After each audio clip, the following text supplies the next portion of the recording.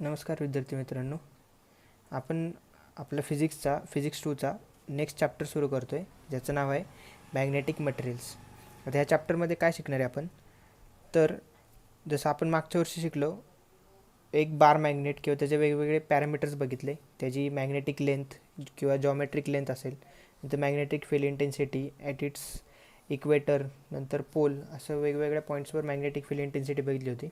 Same तसंच ह्या वर्षी आपण त्या मॅग्नेटिझमचं ओरिजिन कसं असतं किंवा कुठून असतं, कसं होतं ते बघणार आहे. त्यानंतर त्या मॅग्नेटिझमवर बेस्ड त्याचे 3 टाईप्स पडतात, म्हणजेच काय, डायमॅग्नेटिक, फेरोमॅग्नेटिक आणि पॅरामॅग्नेटिक. ह्या 3 टाईप्सच्या मॅग्नेटचे आपण प्रॉपर्टीज बघणार आहे. नंतर परमनंट मॅग्नेट कसं प्रोड्यूस करू शकतो हे पण आपण ह्या चॅप्टरमध्ये बघणार आहोत. ओके, तर मग आपण स्टार्ट करू. तर मॅग्नेटिक मटेरियल्समध्ये आपल्याला फर्स्ट पॉईंट बघायचा आहे की ओरिजिन ऑफ मॅग्नेट म्हणजे काय. मॅग्नेटिझम, एखादं सबस्टन्स असेल कुठलाही, तर त्यामध्ये मॅग्नेटिझम कसं जनरेट होतं त्याचं काय बघायचं आपल्याला, ओरिजिन बघायचं. म्हणजे काय, magnetic movement of electron revolving around the nucleus of the atom. हा काय आपला फर्स्ट पॉईंट आहे. ओके, काय फाइंड आउट करायचं आपल्याला, मॅग्नेटिक मुवमेंट फाइंड आउट करायची. फर्स्ट पॉईंट आहे आपला मॅग्नेटिक मुवमेंट.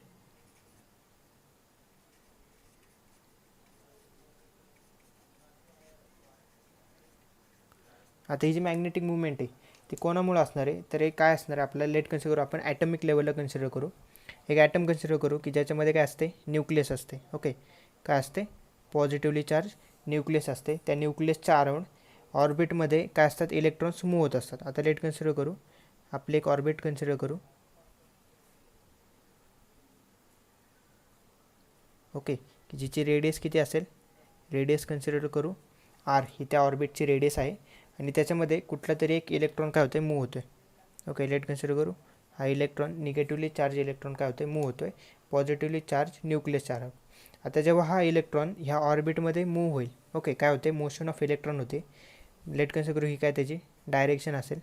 विथ व्हेलॉसिटी व्हीनी जर तो मूव्ह होत असेल ह्या पाथवर, त्याच्या ऑर्बिटवर, तर त्याच्यामध्ये काय होईल, करंट प्रोड्यूस होईल. कारण आपण करंटची फॉर्म्युला सांगतो किंवा डेफिनेशन सांगतो, फ्लो ऑफ चार्ज. ओके, म्हणजे काय, हा इलेक्ट्रॉन काय होते, मूव्ह होतो आहे, त्याच्यामध्ये काय होईल, करंट इंड्यूस्ड होईल. आणि तो जो करंट प्रोड्यूस होणार आहे त्याची डायरेक्शन कशी असते, opposite to the direction of motion of electron. म्हणजे काय होईल, त्यामध्ये करंट इंड्यूस्ड होईल. ओके, मग आता हा करंट इंड्यूस झाल्यामुळे त्या इलेक्ट्रॉनच्या मोशनमुळे त्यामध्ये करंट इंड्यूस होईल. आणि या इंड्यूस झालेल्या करंटमुळे त्यामध्ये काय प्रोड्यूस होईल, तर मॅग्नेटिक मुवमेंट प्रोड्यूस होईल. कशामुळे, त्या करंटमुळे. मग तुझी मॅग्नेटिक मुवमेंट प्रोड्यूस होणार आहे, तिचा फॉर्म्युला काय सांगतात मॅग्नेटिक मुवमेंटचा, एम इज इक्वल टू काय, M is equal to I into A. आता आय म्हणजे काय, करंट किती मूव्ह होतो आहे कशातनं, तर ह्या सर्क्युलर पाथमधनं, की ज्याचा एरिया किती असणार आहे सर्कलचा, तर हा ए असणार आहे. ओके, ही काय झाली आपली मॅग्नेटिक डायपोल मुवमेंटची फॉर्म्युला झाला, काय, M is equal to I into A. Okay, त्यानंतर नेक्स्ट लेट कन्सिडर करू, हा जो इलेक्ट्रॉन आहे तो काय होतो, विथ व्हेलोसिटी व्ही हा पूर्ण पाथ कव्हर करतो आहे. पूर्ण पाथ म्हणजे काय असणार आहे, तो 2πr, ह्या सर्कमफरन्स एवढा काय करणार आहे, तो 2πr एवढा पाथ काय कवर करणार आहे. इन टाईम टीमध्ये जो तो कवर करत असेल तर त्याची व्हेलोसिटी काय भेटेल आपल्याला, व्हेलोसिटीचा फॉर्म्युला भेटेल, व्ही इज इक्वल टू काय असतो व्हेलोसिटीचा फॉर्म्युला, डिस्टन्स अपॉन टाईम. म्हणजे काय, डिस्टन्स किती कवर केला आणि त्याचा सर्कमफरन्स म्हणजे किती, 2πr अपॉन टाईम किती लागला त्याला, टाईम लागला टी. ओके, आता जर त्यामध्ये करंट, आता काय होतं, ह्यामध्ये करंट पण प्रोड्यूस होतं आहे. करंटची व्हॅल्यू काय असणार आहे आपली, कशामुळे करंट प्रोड्यूस होतं, तर हे इलेक्ट्रॉन मूव्ह होते म्हणून. सेम तसंच आपला करंटचा फॉर्म्युला काय, काय सांगतो आपण, करंट म्हणजे काय, साधं simple, I is equal to काय असतो आपला, I is equal to flow of charge per unit time. हा काय झाला आपला करंटचा फॉर्म्युला झाला. ओके, आता लेट कन्सिडर करू टाईम पिरियडचा फॉर्म्युला. तुम्ही मागच्या वर्षी फिजिक्स 1मध्ये शिकला असाल. काय सांगतो टाईम पिरियडचा formula, T is equal to 2π/, omega. आता ओमेगा म्हणजे काय, अँग्युलर व्हेलोसिटी असते, की जे तुम्ही मागच्या वर्षी शिकला असाल 11वीच्या पुस्तकामध्ये किंवा 11वीच्या फिजिक्समध्ये. म्हणजे काय, टी इज इक्वल टू 2π/ओमेगा. आणि ओमेगाचा दुसरा फॉर्म्युला माहिती आहे आपल्याला, काय, omega is equal to v/r. Okay, काय असतो, ओमेगा इज इक्वल टू असतो v/r. मग ही ओमेगाची व्हॅल्यू ह्यामध्ये जर पुट केली तर टीचा फॉर्म्युला काय होईल, T is equal to 2πr/v. Okay, हा काय झाला आपला टीचा फॉर्म्युला जाता. हा टीचा फॉर्म्युला आपण ह्या आयच्या फॉर्म्युल्यामध्ये जर पुट केला तर तोच आयचा फॉर्म्युला काय भेटेल आपल्याला पुढे, आयचा फॉर्म्युला भेटेल I is equal to E into V upon 2πr. R. Okay, हा काय झाला आपला नवीन आयचा फॉर्म्युला झाला. I is equal to A into V upon 2πr. आता सेम तसंच हा जो आयचा फॉर्म्युला भेटला आपल्याला, हा आयचा फॉर्म्युला आपण ह्या इक्वेशनमध्ये पुट करू. ओके, हे जे वर इक्वेशन होतं आपलं M is equal to magnetic मुवमेंटचं, M is equal to I into A, त्यामध्ये हा आयचा फॉर्म्युला जो आला आपला आत्ताचा ई व्ही आपण 2πr, तो ह्यामध्ये पुट केला तर तो मॅग्नेटिक मुवमेंटचा फॉर्म्युला काय भेटेल आपल्याला, एम इज इक्वल टू काय होतं formula I into A, value put करू.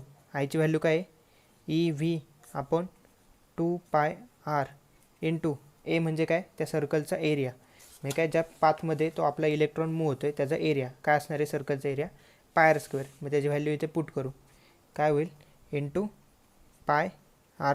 काय काय कॅन्सल होईल, ह्या पायला हा पाय कॅन्सल झाला, ह्या आरला हा आर कॅन्सल झाला, उरलं काय ई व्ही आर अपॉन 2. हा काय भेटला आपल्याला नवीन फॉर्म्युला भेटला मॅग्नेटिक मुवमेंटचा किंवा मॅग्नेटिक डायपोल मुवमेंटचा. काय भेटला आपल्याला नवीन फॉर्म्युला भेटला.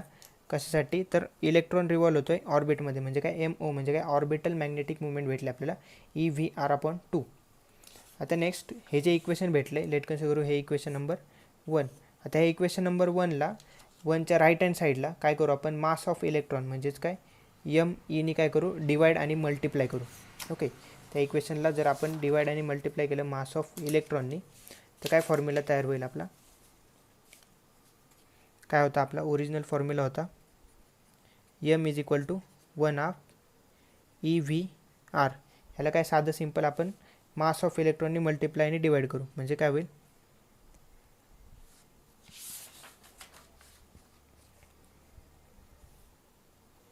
E upon 2 into M E, म्हणजेच काय ह्याला काय केलं आपण डिवाइड आणि सबस्ट्रॅक्ट किंवा डिवाइड आणि मल्टिप्लाय केलं. कशाने मास ऑफ इलेक्ट्रॉननी काय केलं आपण डिवाइड आणि मल्टिप्लाय केलं. ओके, मग आता हा ई आणि 2m जर बाहेर काढला आणि काय लिहिलं M E into V into R, हे वेगळ्या फॉर्ममध्ये लिहिलं तर काय दिसून येते इथं mass into velocity into radius, म्हणजेच काय असते आपले अँग्युलर मोमेंटम असतो की जो कशाने डिनोट करतो आपण एलनी. काय असेल अँग्युलर मोमेंटमचा फॉर्म्युला काय मास इंटू व्हेलोसिटी इंटू रेडियस, की जो पण तुम्ही मागच्या वर्षी फिजिक्स 1मध्ये शिकलाय. काय अँग्युलर मोमेंटमचं फॉर्म्युला काय M V R, L is equal to M V R. मग त्या ह्याच्या जागी काय लिहू शकतो आपण एम व्ही आर म्हणून लिहू शकतो. मग सेम तसाच आपला हा जो वरचा फॉर्म्युला होता अँग्युलर मोमेंटमचा तो काय होईल किंवा डायपोल मुवमेंटचा m0 is equal to E upon 2me into काय होईल L0. हा काय झाला नवीन फॉर्म्युला झाला. आता हा कसा आहे स्केलर फॉर्ममध्ये, ह्याला जर डायरेक्शन प्रोव्हाइड केली आणि जर इन व्हेक्टर फॉर्ममध्ये लिहायचं झाला हा फॉर्म्युला कशामध्ये व्हेक्टर फॉर्ममध्ये, तर तो कसा लिहिता येईल काय होईल m0 vector is equal to minus E upon 2me into L0 vector. आता हे जे मायनस साईन दिसतं तुम्हाला इथे जे मायनस साईन आले ते मायनस साईन कशामुळे आलं तर हा जो अँग्युलर मोमेंटम हा L0 अँग्युलर मोमेंटम आणि m0 हा मॅग्नेटिक डायपोल हे कसे असतात अपोजिट इन डायरेक्शन असतात. त्यामुळं काय घेतलं आपण मायनस साईन घेतलं, म्हणजेच काय झालं इन व्हेक्टर फॉर्ममध्ये m0 vector is equal to minus E upon 2me into L0 vector. आता हे मायनस साईन कशामुळे आले अँग्युलर मॅग्नेटिक मुवमेंट आणि अँग्युलर मोमेंटम हे कसे असतात अपोजिट इन डायरेक्शन असतात. ओके, आता ह्या मॅग्नेटिक मुवमेंटचा आणि अँग्युलर मोमेंटमचा जर रेशो घेतला आपण म्हणजेच कसं लिहिलं आपण हे m0 अपॉन L0 जर लिहिलं तर इकडे काय राहतं फक्त ई अपॉन 2me. तर हा जो रेशो भेटला आपल्याला त्याला म्हणतो आपण गायरोमॅग्नेटिक रेशो आणि त्याची व्हॅल्यू असते 8.8 into 10⁻10 coulomb per kg. Okay, ही काय झाली त्याची हा काय झाला आपला भेटला गायरोमॅग्नेटिक रेशो भेटला. ओके, नंतर नेक्स्ट पुढचा पॉईंट काय जर तिचं अँग्युलर मोमेंटम बघितलं होतं आपण यल हा कसा असतो जर एखाद्या ऑर्बिटमध्ये इलेक्ट्रॉन मूव्ह होत असेल तर तो इलेक्ट्रॉन अशाच ऑर्बिटमध्ये मूव्ह होतो की ज्यांचा अँग्युलर मोमेंटम म्हणजे काय यल हा कसा असतो इंटिग्रल मल्टिपल म्हणजे काय एन चा मल्टिपल ऑफ h अपॉन 2π एवढ्या इंटिग्रल मल्टिपलचा असतो. ओके, आता हे काय असतं हे डिटेलमध्ये आपण ॲटम्स अँड मॉलिक्युल्समध्ये बघू. तर हा काय बोरचा सेकंड पॉस्ट्युलेट सांगतो काय जर एखाद्या ऑर्बिटमध्ये इलेक्ट्रॉन मूव्ह होत असेल तर त्या ऑर्बिटची अँग्युलर मोमेंटम कशी पाहिजे integral multiple of h upon 2π एवढी हवी.